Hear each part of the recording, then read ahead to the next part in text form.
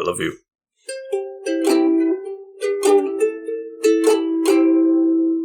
What's up, fuckers? We're about to be plucked and tuckered.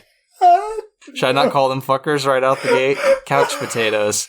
What's up, couch potatoes? What's up, fuckers?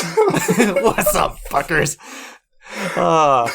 The rude one is the Green Traveler from Gorsh. That's me. Hello. And I apparently am the polite one. I've been told I'm polite, but I'm the faceless Leon. Maybe it's just because I don't have, like, facial features to react. Yeah, I think it's people. your fake face. Yeah, that's what it is. It's like he's so blank fake-faced that he must be being polite. What you've drawn on that day, it just gives that sensation that, it's like, yeah, he's very pleasant. He's kind. He's listening. Yeah, he's listening, and most of the time I am not.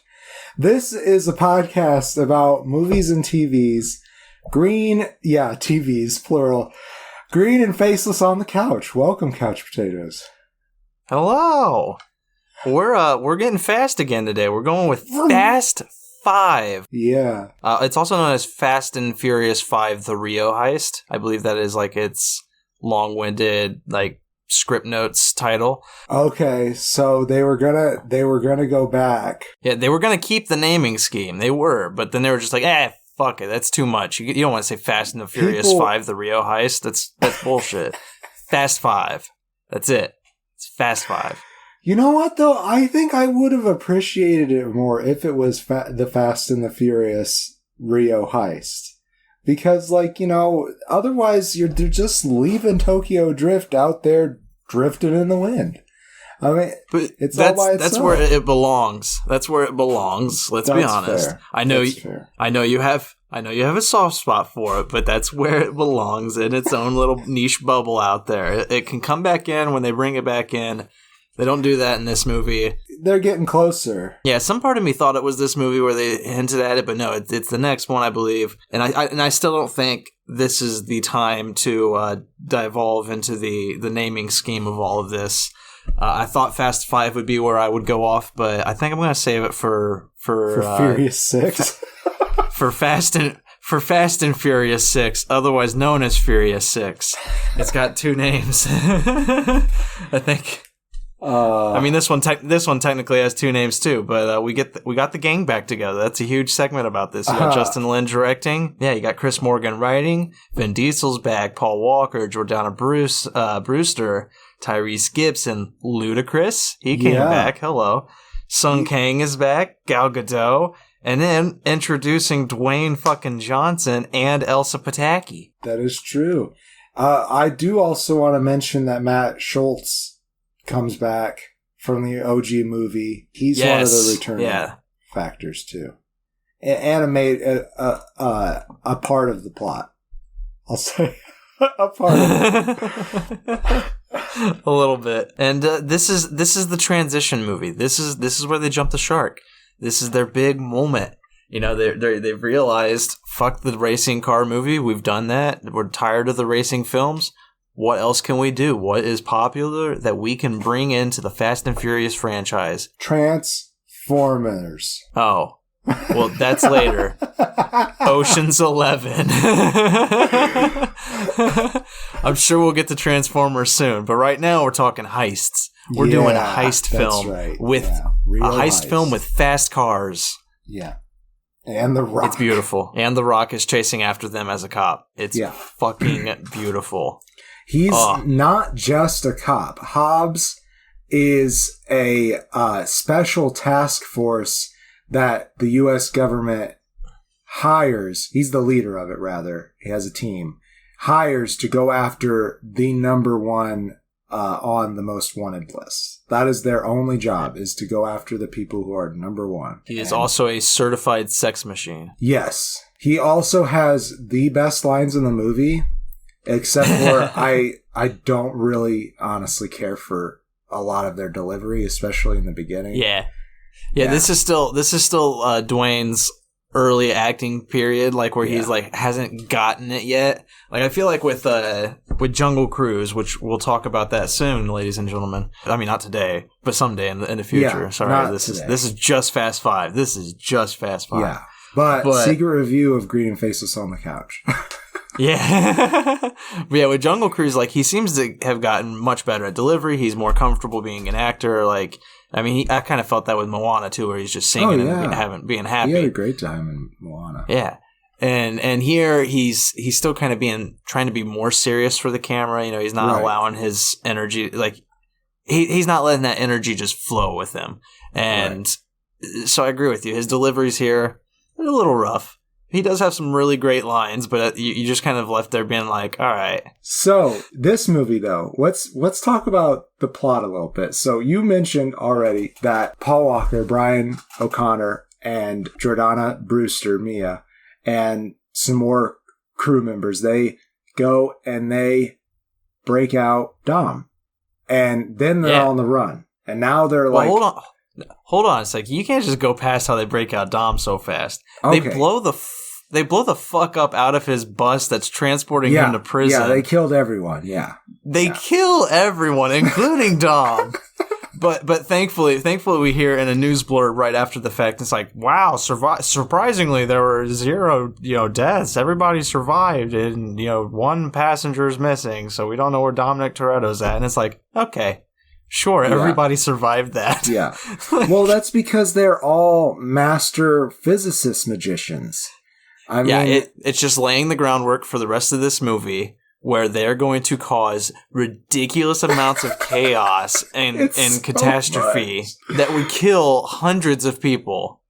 Yeah. But because of this very first scene, right off the bat, nobody dies in the making of this movie, except for the villains who deserve to die. Yeah. So they break him out by killing everybody. And then they all go into hiding, and Brian and Mia separate from Dom for some reason. They go to stay with Vince. I can't remember. I don't believe the first part was in Brazil, but it might have been. But anyhow, they stay with Vince, and he tells them about a job. And Dom's there at the job. This is another cool action scene that happens where they're stealing these cars off a train, and nearly destroying the cars in the process. But the deal goes sour anyways. Like they were working with this other crew, and the crew wanted something that was in one of the vehicles. Whatever. People started killing each other. Dom and Brian died again. Shit went off the rails. They surfed a car over a cliff. Yeah, they surfed a car over a cliff, which was pretty cool. But they wouldn't have been in that situation if Brian would have just messed up his pretty face a little bit and let go of the chains while he was dragging on whatever that fucking vehicle was. It's stupid, man. But Paul Walker had the most fun. Oh, yeah. Getting that shot taken. Oh, him surfing on the back of a car over the cliff. He was so happy in that moment. You could see it all over his face. He's just like, fuck yeah, this is where my life has come to. This is everything. But Sarah was definitely like, this is way worse of a situation than he was in before. That's like 250 feet. But they have plot armor, so water's nothing to them. Yeah. He also almost jumps off the car right away, which to an extent makes sense, but I don't know. I probably would have stayed on the car until I got a little bit closer to the water, so that when I pushed off the car, I wasn't going as fast when I hit the water. But maybe I would have been too close to the car. I don't know. I'm not a physicist magician. Exactly. That's what I'm thinking. I think he did the math and knew that his precise moment of jumping would have given him the proper speed to do a perfect nose point dive. I see. Wait, they didn't do a nose point dive, did they? They just they just landed. Yeah, they did the needle, the pencil dive, whatever you call it. Recommended by all Olympians everywhere. Oh my god, it's so fucking ridiculous, and it's just but. Again, all it's doing is setting up that, everything in this movie, the director, the screenwriter, the actors, they have all come to the conclusion and all fully recognize this is ridiculous. Uh-huh. And we are going to unflinchingly lean into how ridiculous this is and have fun. And like it, oh my God, it just everything starts working together once they get to Rio, man. Because just like all heist movies, you gotta get the gang back together. Get the crew together. Okay, but here's the problem that I have. I don't know if I just blanked out or what. They were in the room with Reyes, and he was threatening them. Reyes is played by Joaquim de Almeida. And then you should also say Joaquim de Almeida, and I'll keep the right one. Okay. Joaquim de Almeida. You're not going to edit this at all, are you? Yeah, I will. Anyhow, I apologize for butchering your name either way that I said it. Anyhow, Reyes, very well portrayed. And I think that I did not understand his involvement in the film at all. I know that he's like the crime boss of Rio, and everybody in the crime world, they rely on him and give him money, but I don't understand why he has any involvement with them. Yeah, he is the heist villain, which is like in most heist films, you don't typically remember the guy they're stealing the money from. Right. He is just set up as an evil, nasty, bad guy who, you know he is immoral and disgraceful, and you're just like, you know what? This bag of sinners, I am going to put all of my marbles on them and hope that they pull this heist off because that sinner is a worse sinner than them. He's in a deeper circle of hell than they are. So it's like, you know what? They're the underdogs. I want them to win. They're in the circle of hell where you have to turn left for eternity. Exactly. Yeah. They're in the literal circle of hell. I'm just making excuses. I wholly agree with you because like I don't really remember him as a villain. I remember him. He had something to do with the group that their relationship broke bad at the train. He was ahead of them somehow, and he wanted. I know what he wanted in the car. It was a chip, but that never really came into like. It was just a chip. Like they never said what was on it. I don't think or anything. And then they might have. I don't know. But it didn't matter. It didn't matter to the plot because they just wanted to set up this heist where they're going to steal his personal funds that he kept at the police station. That's another dumb thing, too, is he has his money spread throughout the whole city. Like so many different locations. And then, like, Dom and the gang, or I should say Dom and the family, let's be honest. Yes. Yeah, this is the movie where it feels like it's now the family. It's about family. And a lot of that comes with, what's-his-fuck's character? The Vince? He's the guy from the first film. Yes, then it's Vince. Yeah. Okay, yeah. A lot of that comes from him because, you know, he's betrayed the family before in the past. So it's them, like, being like, open arms, come back in, your family, we forgive you. They let Brian back in. Why wouldn't they let Vince back in? Exactly. They even let Paul walk. Brian. Oh, yeah, that's what you said, Brian. Yeah, I did. Sorry, yeah. Paul Walker. Yeah, I understand. That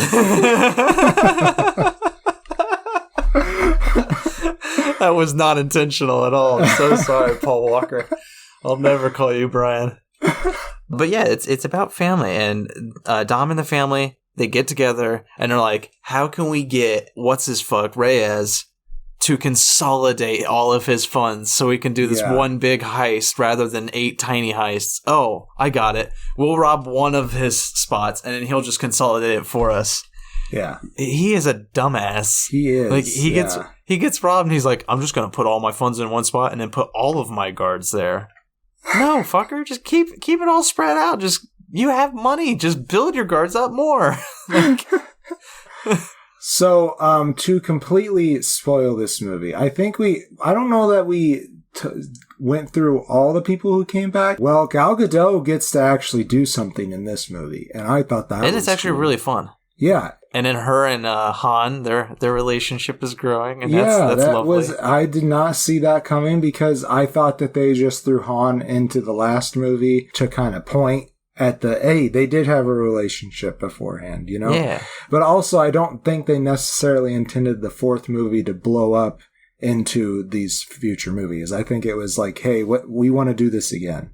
That's what it felt like to me, at least back when it came out. I think Justin Lin has a grandmaster plan. He knows every perfect step I still haven't seen Fast 9, so I know people might or have already seen it and are going to laugh at me because I'm about to say this, but like I haven't looked anything up about it. I've done everything I can to avoid anything about Fast 9. Nothing about it. My only hope is that they go to space because they have gone up the tier of ridiculousness so much throughout that I feel like it's got to be Fast 9. Fast 10 would be perfect because of Jason X. So Fast X, if they go to space then, that would make the most sense.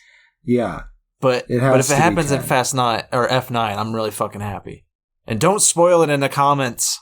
Yeah. Even though we spoil everything else. Yeah, please leave a comment if you have one. Even if it's like, hey, stop bugging me for comments. We'll be like, okay, we'll work on that. But we'll probably still ask for it because we want to know what people think. Yeah. Or if it's you calling us a hypocrite because I said don't spoil things for me and I spoil things for you. So, I get it. Yeah, we are hypocrites. We get that. You could also, if you want to support the show, leave a review on Apple iTunes or just rate us if you don't want to write anything. You could even just be like, good. And yes. Somebody, that helps us. It does. So what else you could do if you really like the show and don't mind throwing a little bit our way, you go to patreon.com/greenfaceless and check out the tiers there. What was that again? Patreon.com/green and faceless. Not an ampersand, okay. Which it's like our show has an ampersand on Patreon does not. Yeah. That's an A&D. That's an A&D situation. Right. That's a patreon.com/green A&D faceless. So this movie, like we said, Gal Gadot actually gets to do something. I thought they actually did a pretty good job with the female characters this time, especially if you're going to compare it to the previous 4 movies. Yeah. They definitely have much more of a role. Yes, most definitely. Like Mia also drives around. She's running the breakout scene with Paul Walker, and I think they did a pretty good job of. And what's the character's name? Elena Elsa Pataki. Yeah, Pataki. But she seems like she's going to become a main character. I gotta say, I did not quite understand the relationship that was growing between her and Vin. It literally happened over a series of glances, and that's silly to me. I mean, leave it for the next movie if you want to do that. I mean, how I've always kind of read it, but it's only because I've seen the next few movies. Is it just feels more like a replacement? Like it's that right. It's Dom's rebound for what's her name? Letty. Thank you. Yeah. I said it earlier and I forgot about it. All I could think of was Michelle Rodriguez. But it's his. I don't want to say rebound, but it is his bounce back. He hasn't been with anybody since Letty died, and so, that we know of, and so it's kind of just like this is his first step. Like, I don't think either of them really feels anything about it. It was just kind of like, we just pulled a heist and are now billionaires, so fuck it, let's fuck. Yeah. Well, I do like her character. I like how they play off of Dwayne Johnson. That's a lot of fun. It almost, though, the stuff with him until it mixes with the other characters seems like another movie. It seems like they took 2 different plots and kind of smushed them together, which, I mean, is always a B plot in a movie, but it felt unconnected. And that might just because of the natural drawl that Dwayne Johnson has when he's on camera. You know what I mean? Yeah. He feels like a protagonist, even though his portrayal of Hobbs in this movie, I think, is a little short of where it could be. He just has a natural gravitas, and so that could be my reason why I feel like those scenes seem like they're from a different movie. I'm not sure. Right. Also, he just has some amazing dialogue that I mentioned. There's this one guy who says, "I got good news and bad news," and he said, I like my dessert first. And then he says, "Now serve up the veggies." Yeah, I fucking love it. Like he delivers as almost too deadpan, too serious. Yeah. That's I think that's the problem. Is again he is a jovial man. He is he is full of energy, and in here he's supposed to be playing this like serious captain of the Right. it's not the police force, but captain of the police force kind of thing. Right. Where, he's a law figure, so he's just like, I have to be serious. Yeah, he's military. So I'm going to try to be serious. Yes. Yeah. He just needs to let his charisma out. Right. And definitely. It does come out. Good. But not in this film. Well, not much in this film. There are peaks. Do you think that we are ready for closing statements? Hell yeah, I do. No, I really like this one. It's where the franchise starts getting fun for me. I enjoy the ridiculousness of it. I enjoy how unflinchingly they went into it. Like they were just like, fair. Fuck it, we're getting stupid, and it's fun. Like they know the dialogue's bad. They know a lot of it is like really silly and over the top and goofy, and they're like, fuck it, we're not gonna care. We're just gonna do it. Sure, the finale scene is absolutely ridiculous and hundreds of people die. But nobody dies. Part of the movie, though. It's so good, and then they have this twist where it's just like, this is what really happened. It did make me interested in watching the sixth one. Yeah, and it's just so funny to me, and I like the acting. I love that everybody's back together and having just a good fucking time. It's the stepping stone. Things are gonna go up from here for a little while. I hope, and it's gonna be a lot of fun. You didn't like this one, it seems. It's gonna be a lot of fun.